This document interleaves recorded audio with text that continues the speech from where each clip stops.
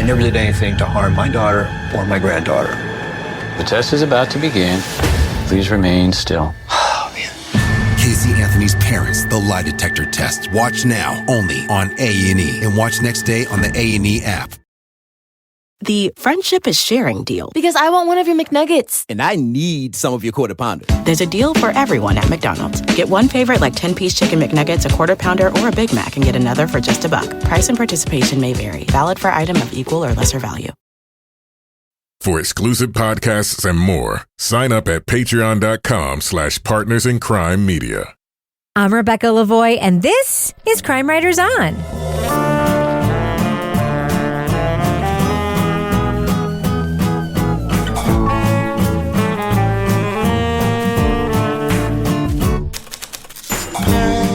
Crime Writers On is the original true crime review podcast that digs into true crime, pop culture, other podcasts. And on this episode, a queer Muslim blogger becomes a voice of hope during the Syrian revolution. But when she's captured by the government, the effort to free her reveals shocking secrets. We'll review the new CBC podcast, Gay Girl Gone. Joining me to get that done is true crime author, TV journalist, and host of These Are Their Stories podcast, my husband and love of my life, Kevin Flynn. Hi, Kevin. You know, the way you paused, I thought you were going to drop the love of my life for a second. Really? Yeah, I kind of panicked a little bit. People don't like it when I do that. No, they're like, what? Mommy? Daddy, are we okay? I know. Are we going to have two different Christmases? Also with us is private investigator. By the way, having two Christmases, though, it's rad. It's like one of the benefits of being a child of divorce, for real. Is it really? I like only having to do one. And then like shuffling off. Here you go. But now we're gonna have adult kids who are gonna have their own thing. It's gonna be like 3 Christmases. It's gonna be like that movie 4 Christmases with Vince Vaughn. Yeah. You don't have to do any Christmases. It's all voluntary. It's all voluntary. Yeah. It's true. Henry's not even gonna be here for Christmas. He's gonna be in overseas. So we're gonna have like one fewer. It's a whole thing. You know? Yeah. Anyway, also with us was private investigator, certified pet detective, resident cat lady, and author of the Piper Green series of cozy mysteries, Laura Bricker. Hello, Laura. Hey, now I would like to have an extra Christmas. Y'all can come. All right. Well, we are going to be, as of this outing, we will have been to your house for your Christmas party. I know. And Christmas next week, karaoke. we'll be able to talk about how it went. Yeah, just so I can mentally prepare. Is this karaoke of Christmas songs or it's just karaoke? No, oh God, no. Yeah. It's anything you want. One of my friends sings, he's very good at doing Neil Diamond. Should we do our Love Shack? I don't know. Depends how drunk I am. I have a horrible voice, but I have enthusiasm. Okay. Yes, would you lack in talent, you make up in enthusiasm. That's all that you need for karaoke is enthusiasm and reverb. That's all you need. I've got a prop for my karaoke this time. Yeah. All right. A prop. And I expect Deborah and Toby to do a duet as well. Oh. Let's pick something for them. Ooh. Sometimes when How we about touch. Leather and Lace by Don Henley and Stevie Nicks? Okay. I don't think I'm doing anything by Don Henley. How about Shoop? The go-to when I used to drive Sadie around was Candy by Iggy Pop and Kate Pearson from the B-52s. Oh, I thought you were going to say Candy by Mandy Moore. No, not very Mandy good pop Moore song. either. Candy by Bow Wow Wow. Okay. Oh, I Want Candy? That was on that same playlist on my old iPod. You had a whole Candy playlist? Well, those were the 2 Candy songs. It was like a pretty long playlist of like songs that I liked that were also acceptable to 3-year-olds. Then you also need the Mandy Moore Moore candy to complete the I tribe. did not have any Mandy Moore, unfortunately, on my... It's a great light pop song. I had a playlist like that too, Toby. Yeah. I remember one of the songs was Who Needs Sleep by Bare Naked Ladies. Because there was like a Who Needs Sleep, and you could like raise Wiggle the roof. style. Wiggles. Oh, the Wiggles. Yeah. I'm sorry. I'm just putting in one more plug here for Candy by Mandy Moore. It's a lovely little pop song. Well, Really introduce Toby produced. Ball for crying out loud, will And ya? finally, our resident Doubting Thomas, author of the City Trilogy, host of Strange Arrivals, and our Patreon Deep Dive Book Club podcast, Toby Ball. Hi, Toby. Hey, I will be doing Candy by Mandy Moore at Laura's party. Nice. I'm going to just sight read it. Like I'm just going to sight read it. Do it, yeah. So, Kevin. Yeah. This is Thursday's edition of Crime Writers On. It is. What is coming up on Monday's edition of the program? On Monday, we're going to be talking about the new podcast, Gooned. What's that? It's about TTI. What's that? The troubled teen industry. We've done a bunch of podcasts on this. This is a new one coming out. Gooned. It's called Gooned? Gooned. Yeah, What like, does that Goon mean? Squad? Yeah. Like Goonies, the movie Toby hasn't watched. Right. Toby, you don't get the reference. Okay. Doesn't know Chunk is. No, he doesn't know who Sean Astin is. Even Rudy. Yeah, he was in whatever it is. Stranger Things, yes. Stranger Things. R.I.P. Bob, yes. Yeah, he was. R.I.P. Bob. He was also in Perry Mason. Yes. Season 2. He was. Oh, that's right. Yep. Oh. Yeah, but I'm he's all not over Gooned, that. I don't think. Yes, but of course everybody knows him from Goonies, a thing that you have not seen. All right. That's true. It is time to talk about the thing we're going to talk about. I think we've been putting it off long enough. Are you guys ready to talk A bunch about of the thing we're going to Canadians talk are like, about? shut the fuck up about karaoke Yeah. and talk about my podcast. Maybe we could just talk about curling. All right, let's get to it and drop that first clip right now. Leading off. Am I crazy? Maybe. But I am also aware of the winds of freedom and change blowing from one end of the Arab world to the other. And I want that freedom wind to bring with it our liberation, not just as Arabs and as Syrians, but also as women and as lesbians. Amina Arraf grew a following for her blog recounting her life as a gay woman in Syria, a nation where that is illegal. She was revered by the queer community internationally, started an online romance, and drew attention from journalists covering the Arab Spring. But her legions of fans are shocked when Amina is arrested by the government and disappears. When I didn't get any news for a couple of days, I was freaking out because I was like thinking that something happened to her, that I would receive a message from someone telling me that, you know, she'd been killed, she'd been arrested, that she's in hiding. But Amina's descriptions of life under the Syrian regime don't ring true to those in the small gay community of Damascus. As international efforts to locate and rescue Amina are underway, cracks in her story appear. Everybody in Syria have had a relative who was arrested by the Mukhabarat, and nobody will stand in their way. It just never happens. From the CBC comes the podcast Gay Girl Gone. Journalist Samira Mohyeddin investigates what happened to the famed blogger. The show also explores the impact on the people and political causes damaged by the whole affair. Spoiler alert, we are going to be talking about significant plot points from Gay Girl Gone. So if you want to remain spoiler-free, go to the estimated time code in our show notes for our thumbs up or thumbs down reviews.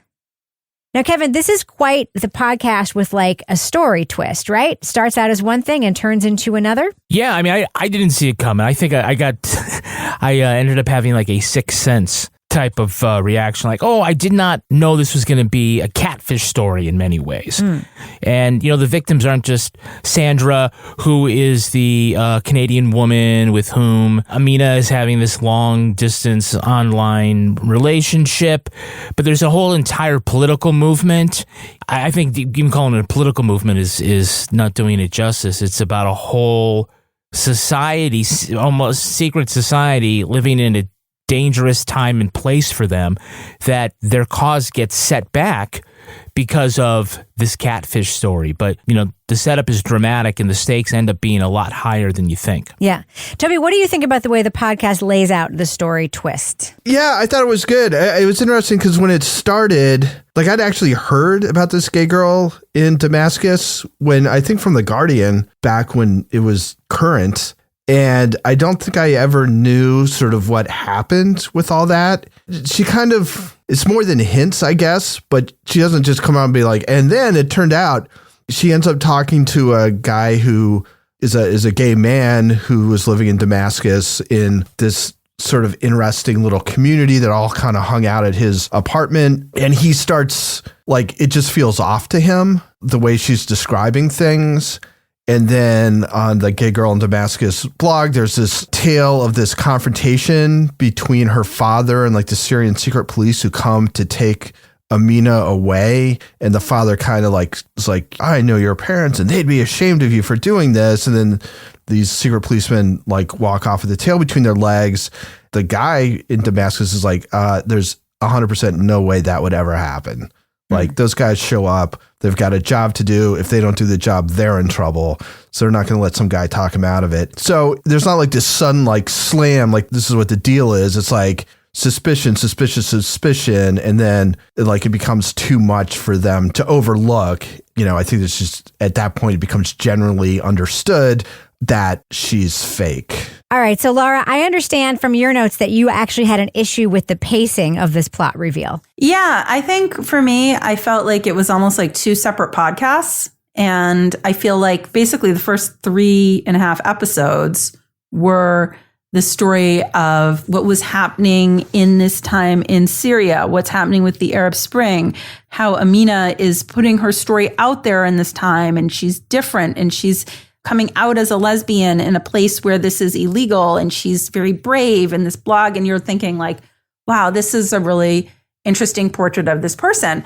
But it was a little bit slow as they were kind of going back and forth between the people. And then in episode 4, when then we find out that this is actually basically catfishing and that there is no Amina and that it's actually this guy, we later find Tom, the white guy from Atlanta.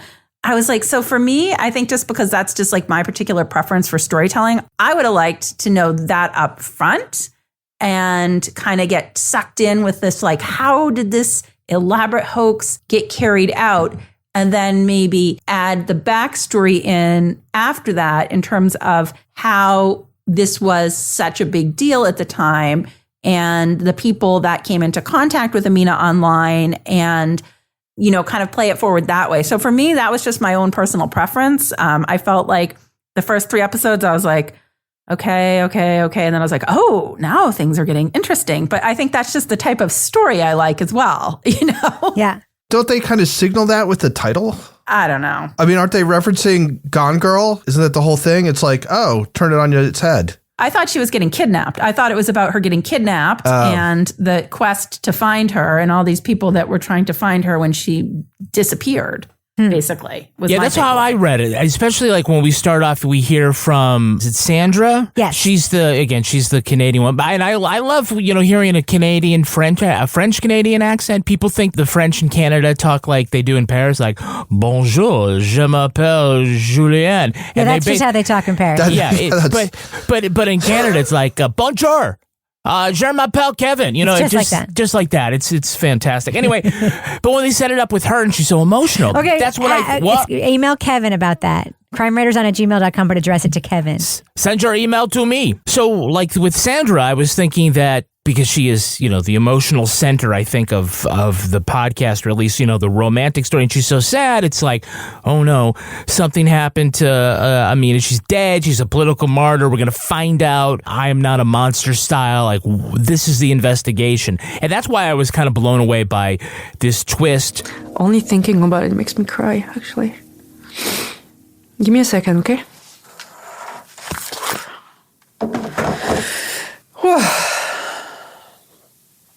I think I'm actually going through the same type of emotions that I went through when with all the questions, Samira.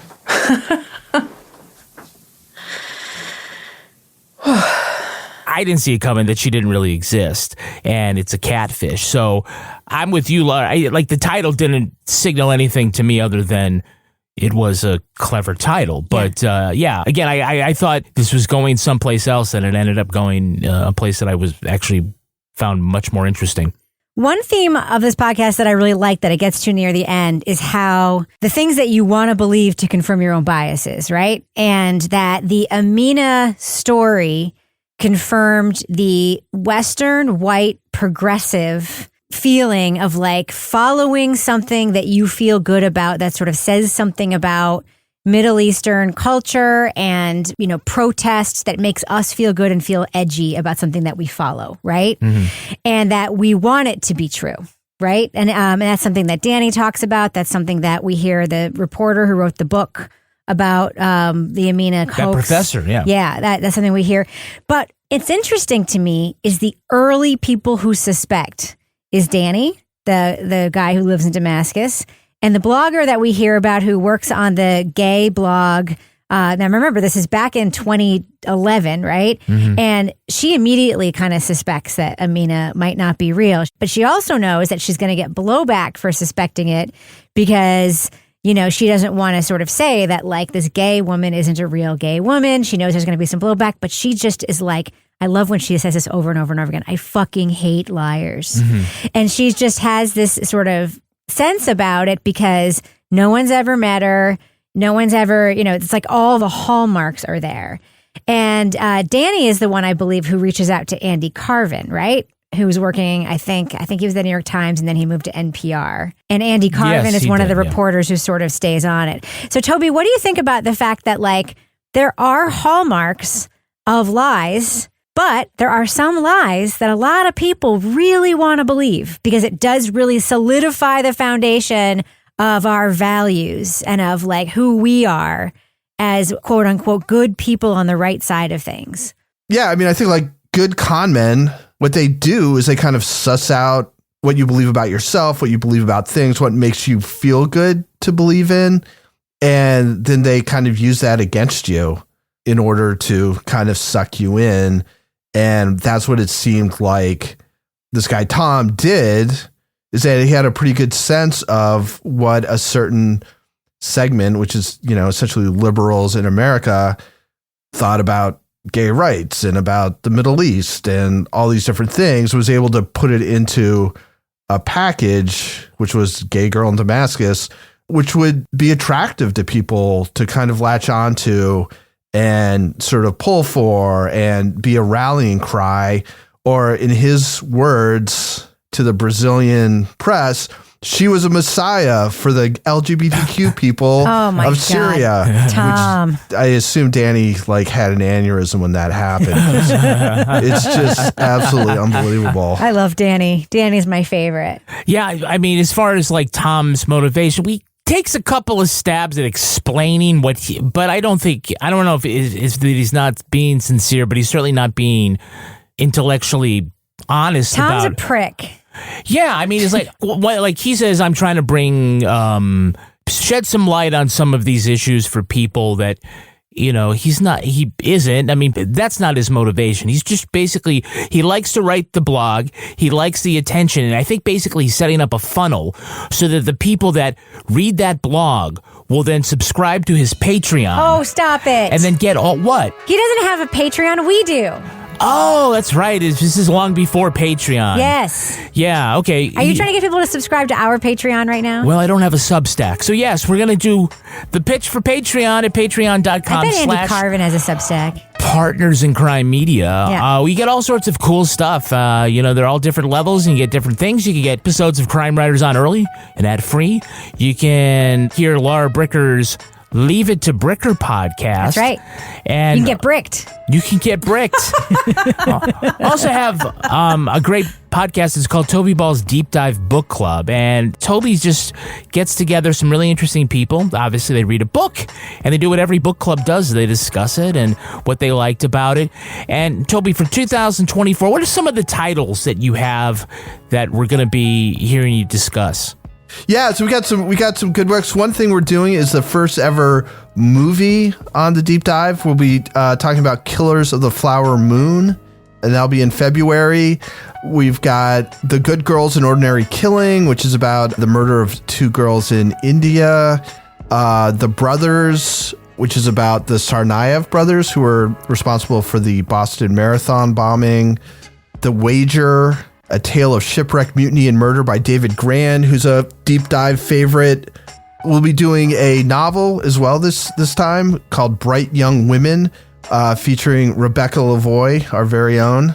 Yes. So it's a good mix of books this time around, I think. I recommended Bright Young Women, right? I think you did, actually. I think I did, yes. That's the Bundy-inspired novel. I loved it. And I'm going to give a plug here to Sarah D. Bunting. She's a friend of the show. She filled in for you guys one time. She has a bookstore. And we're a fan. And we're absolutely a fan. The bookstore, it can be found at exhibitbbooks.com, and there's a special code, and it's EXBDD, as in Exhibit B Deep Dive. and you can get a deal on Toby's Deep Dive books. Very cool. We've also got podcasts like Married with Podcast, in which Rebecca and I dish out life advice, and we have the CWO After Show, where we kick back and we talk about things that we don't get to in this show. And one other thing in Partners in Crime world, we got a new episode came out yesterday of These Are the Stories, the Law & Order podcast. And our guest is Ronald Young Jr., another friend of the Crime Writers on show, filled in for a crime writer. And the episode we're talking about is an SVU. And this is the one in which Elliot gets his head slammed into a window and he goes blind. Oh. But he goes blind for just like half an episode. Oh. Which just never happens on TV. No. His new podcast. That's right. Ronald Young Jr. is getting lots of year-end lists for his podcast. Yes, a lot of year-end lists. Well-deserved. And it's called Wait For It. Wait For It, WEIGHT. And I would like to say, Kevin Flynn, I predicted Ronald Young Jr. would be a podcast star. Did I not? I should predict I'd be a podcast star, but well, okay. If I think you're going to be one, I'll predict it. All right, Kevin. Before we end the business section, do we have any Patreon patron saints of the week this week? Our Patreon patron saints are Peggy Long and Andrea Doolin. Bless you. Bless you, Peggy. Bless you, Andrea. Bless you to everybody who struggles through the business section every week and joins us on Patreon after they do. That includes us. Yes. I think, yeah. And thank you for everybody who listens to the show and doesn't join us on Patreon. We love you all the same. All right, Kevin, does that end the business section? Thus ends the business section. I'm going to go ahead and fade that music out right now. So, Kevin, you think the best advantage most defendants can get is a smart lawyer? Yeah, and they get smart from tutoring services like those you can get from Academic Approach. Wow, okay. Yeah, I mean, look, it's tough to be a student these days, right? You've got really tough classes you got to get through. Maybe you're cramming for the SATs, the ACTs, middle school exams. No kidding. No shade, but we know that a lot of our students didn't really progress the way they should have during lockdown. No kidding. That's like what they could really use a hand, especially if they want to achieve. You got to check out Academic Approach. They believe every student deserves a personalized training plan for their mind. Just like your fitness experts, right? Absolutely. They tailor it to different students. They like to say that tests are standardized, students are not. Okay. That makes sense, right? Absolutely. Yeah, they work with your student, try to find out what their goals are, where they're already achieving, and then try to get them to think about their lessons in a different way so that they can get the most out of their time. So say goodbye to that one-size-fits-all tutoring approach and say hello to a You didn't say hello. Hello. Say hello to a tailored academic workout with Academic Approach. Ready to build your personalized academic fitness plan? Our podcast listeners get an exclusive offer. Visit academicapproach.com/crime writers. Crime writers. Today. It's with a W. I want people to understand this ordeal. It's taken a toll on both of us. Casey Anthony's parents respond after 15 years of allegations. I've gotten blamed for something I didn't do, and it tears me up inside. This can change our life. This is serious. This is their final response. The test is about to begin. Please remain still. Casey Anthony's parents, the lie detector test. Watch now, only on A&E. And watch next day on the A&E app. So, Laura, before the break, we were talking about Tom. What are your thoughts? Well, it's interesting. So that was one of my things is I'm like, what is this guy's end game? So I did a little more reading on Tom because I was thinking to myself, like, on one hand, you're like, hey, he's raising awareness, even if it's fictional, of something that's a real world issue for people living in Syria that are gay. But what is his end game? And obviously that's tainted. Well, here's the thing. Tom was an aspiring writer who wasn't getting picked up anywhere, had tried to pitch things, wasn't getting any traction. All of a sudden, his blog is getting traction. And then he kind of tries to explain it that he's developing this fictional character that he's then going to pitch as a book. If you want to compliment me, tell me you like my writing. And that's something that certainly... the fact that I had people saying, you're an incredible writer, really, that's how you make me happy. So this was really actually, to me, pretty self-serving because that's really what I think his motivation was, is he got a taste of a positive response. his writing had not been well received to that point, to the level where he was going to get picked up by an editor or a publisher or something. And he sees the interest in this. He's getting hits, he's getting feedback, and then he just keeps writing it and then developing side characters. I found a quote from him. He said, "When I got a first couple initial media bites, I was extremely flattered and impressed with myself that here I had written something that was fictional, but it was getting taken seriously and treated as a real event. It appeals to my vanity that here I am so smart, I can do this," says Tom.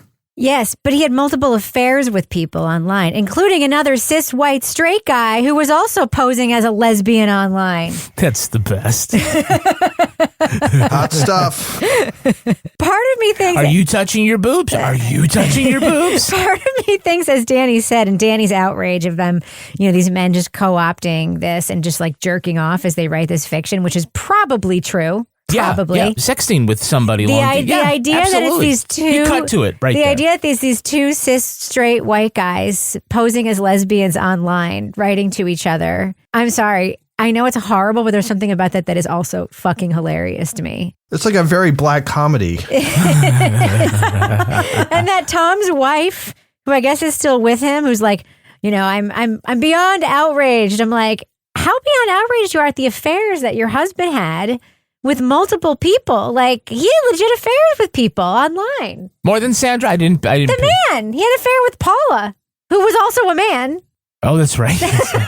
That's with the Les Get Real website. And he told Sandra in that interview that he had, quote, a number of flirtations and that the people would eventually get bored or he would get bored and just go away. And apparently his kidnapping story was just a way to try to end the fucking relationship. It's a pretty intense way to ghost the world. Oh, my God. Oh, my God. Unbelievable. Unbelievable. One of the things that's interesting, Toby, is that like catfishing, I mean, we know it's existed for a while, but it's not really in like the pop culture lexicon back in 2011, is it? That's what I was trying to figure out. Like the first time I heard about it was with that linebacker for Notre Dame who had a fake girlfriend and everybody's like laughing at him like, what an idiot. Mateo. Yeah. And then it like turns out that like a whole bunch of people have them. But he was just the first person. But I don't remember when that was exactly. So when I was listening to this, to a certain extent with Sandra, you're like, it seems a little naive that you've never seen this person or talked to them. And then when you're supposed to meet them, they don't show and all this stuff. It's like, wouldn't you be suspicious?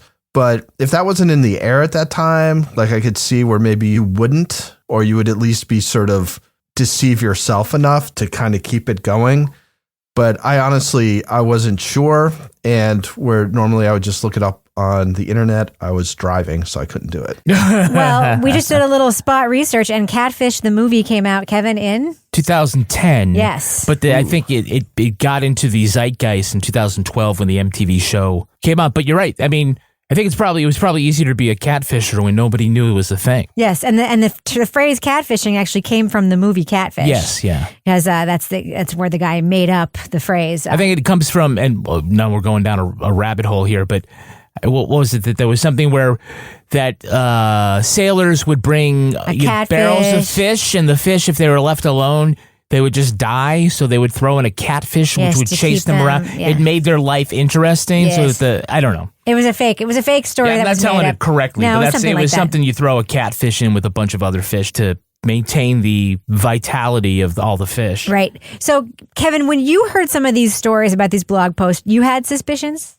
I understand. Well, yeah. I mean, just something wrong about that particular blog post, like where the goon squad shows up and like they out her in front of her father, who's just so understanding, and that he also is so smart that he shames the secret police away by saying, "I know what your mother is, and I think she's proud of you," or whatever it was. Exactly. So this was a very conscious, very voluntary. I know, exactly, behavior. Exactly. But it was at that, when I'm responding. I mean, it's hard to explain because I'm responding as Amina.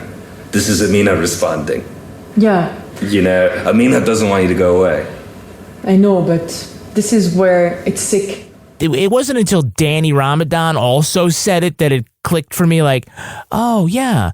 And then they also explained like her pen name was this very elaborate, vainglorious name. A name that nobody has. Yeah, and it's like Mortimer Shakespeare or something like that. And it's like, oh, okay.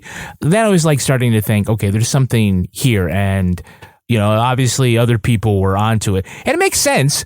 Danny's saying, we already understand that the gay community in this nation is very small and secretive for reasons of self-protection, and that people in that community should have known her if she was there. Someone who knows somebody would know somebody. Yeah.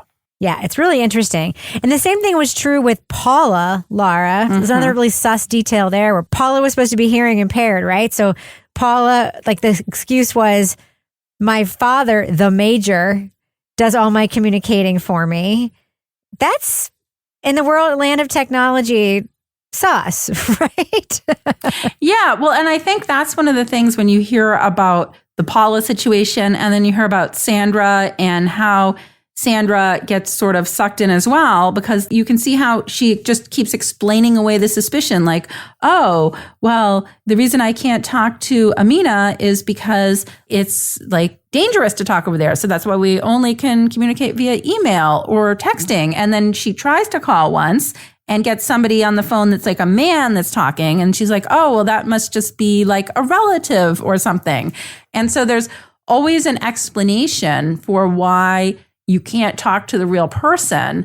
And I feel like I become super cynical when I hear something like this, because I'm like, I feel like there's catfishers everywhere. And yes.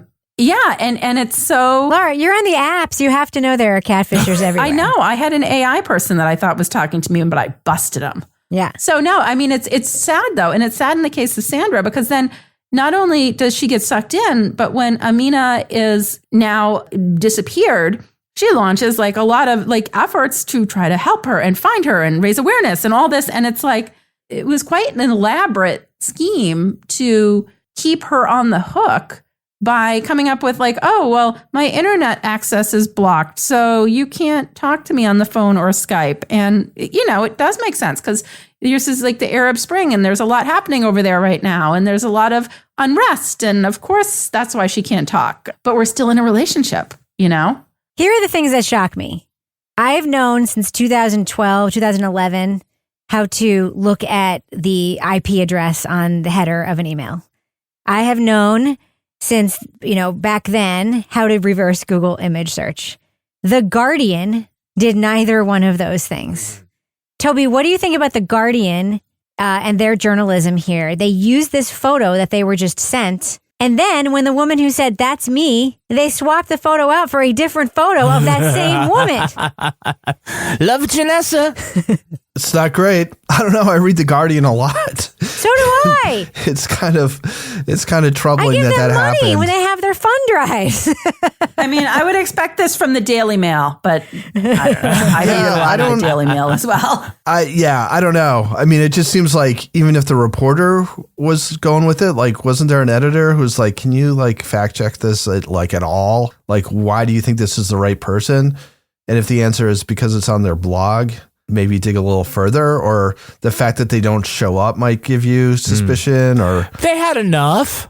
Yeah. They had enough text messages. We basically got the story right. Yeah. So I don't know. I mean, I think there's probably some critique about like what level of checking and verification you need for stories about certain things versus about other things. And again, it may play into this whole, this is what we want to believe about what's going on in that part of the world.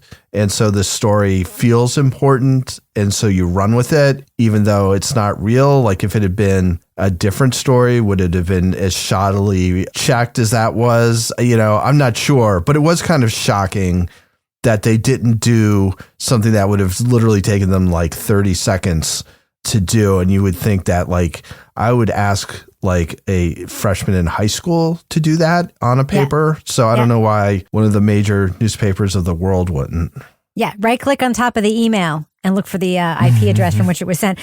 So Kevin, what did you think about Sandra's confrontation with Tom in Turkey? I thought it was really interesting. It was it went in an unexpected way for me because, I mean, you think that she has every right to yell and scream and to want to hurt him the way that she's been hurt. But the discussion that they had was really interesting. She did a great job of sort of letting him talk candidly, which I think was more meaningful to her.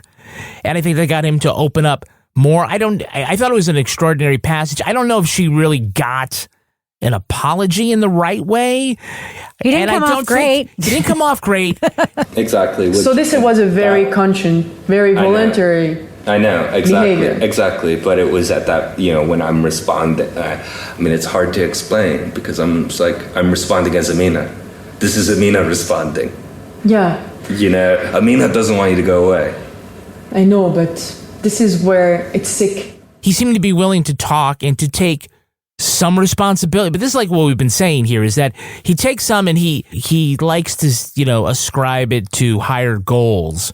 But it just was just really selfish, and that, he got attention, and that's that. It has nothing to do with trying to shine light on the plight of gay and queer people in repressive regimes in the middle of a civil war. That's not really what was going on. But I thought the fact that he sat down, like he had said earlier, that he needed to apologize to her.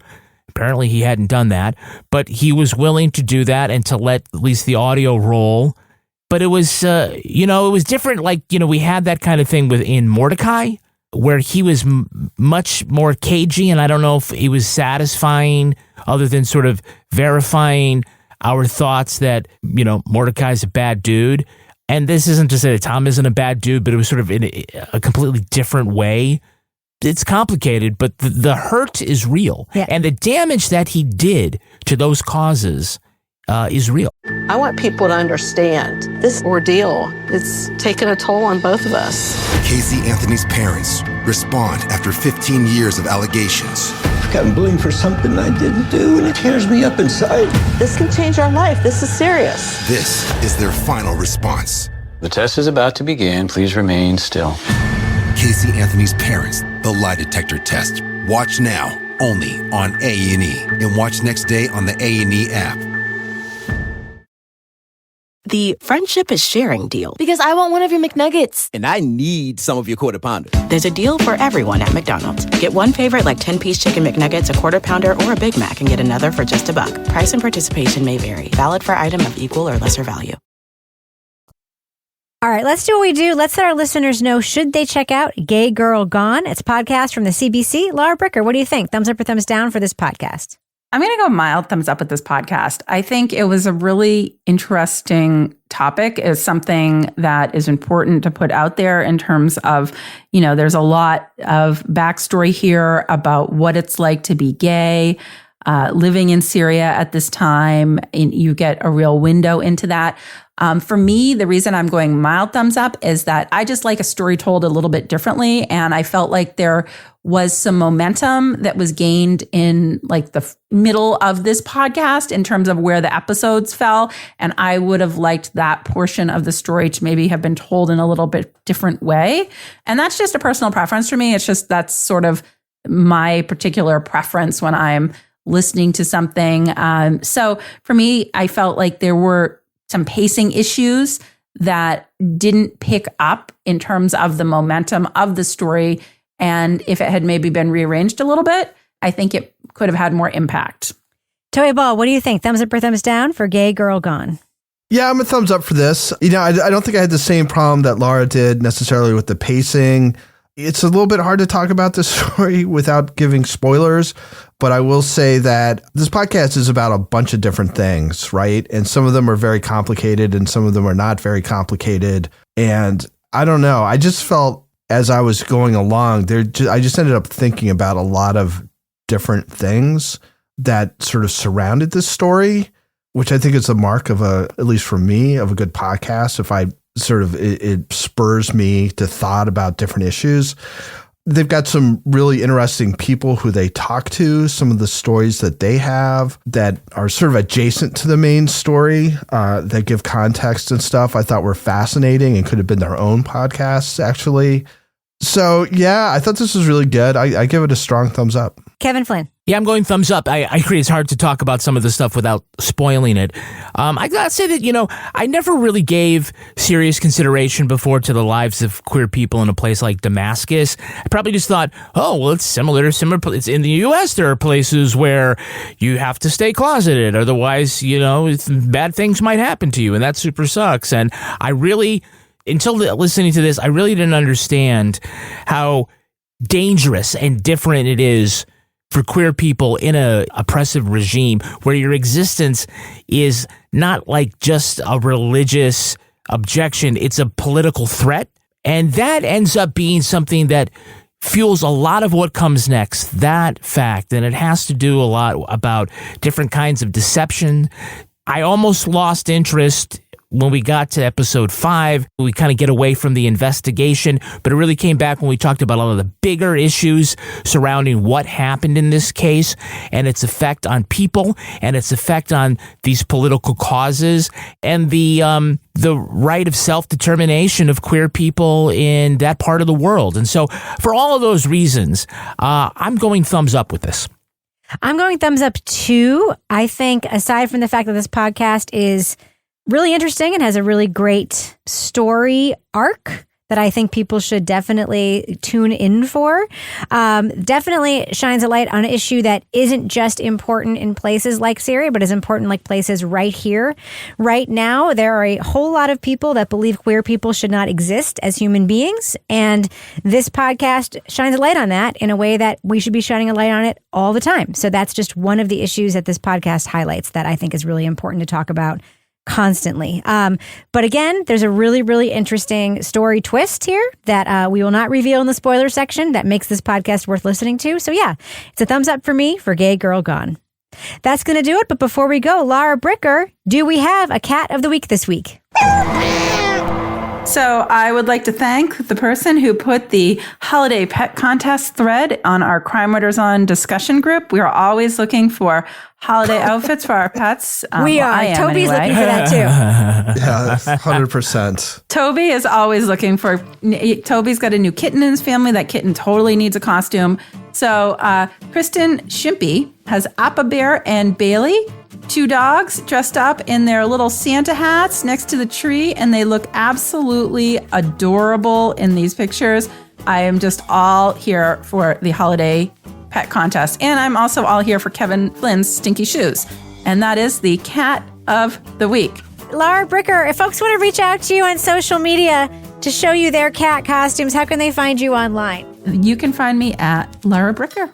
What about you, Toby Ball? How can you be found? At Toby Ball NH. Kevin Flynn, if folks want to reach out to you to at you about what you just did to me in the studio, how can you be found? Yeah, I'm at Kevin P. Flynn. If you want to follow me anywhere, especially Twitter or Instagram, you can find me at Reb Lavoie. You can also follow the show on Twitter at Crime Writers On and everywhere at Crime Writers On. But I really do encourage you to join our incredible community in our official Crime Writers On Facebook discussion group. You can interact with us there. You can interact with other listeners. Just go to our regular Facebook page, hit join the group. There's a pinned post there. Get episodes early and ad-free at patreon.com/partnersincrimemedia. You'll also get all the other podcasts we make back there. There's so much extra content, you won't know what to do with it. Our theme song was composed and performed by Ty Gibbons. Our line editor is the wonderful Livy Burdett. The executive producer of this program is Kevin Flynn. This show was recorded in the Treehouse Yoga Studio above the Mockingbird Cafe in Bay St. Louis, Mississippi studio, otherwise known as Studio C, the closet in our New Hampshire basement where my dad also rescues me from government arrest by claiming to know the secret policeman's parents. She'd be so disappointed in you. On behalf of all the crime writers, thanks so much for listening. We will catch you later. Why is he smelling that shit? I think I stepped on some dog poop. Why are you smelling it?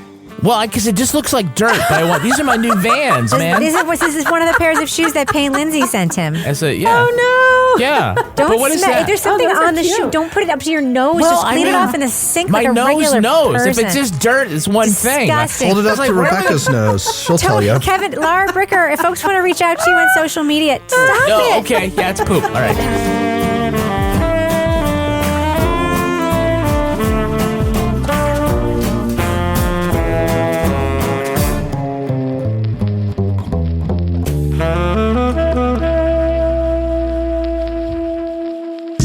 partners in crime media.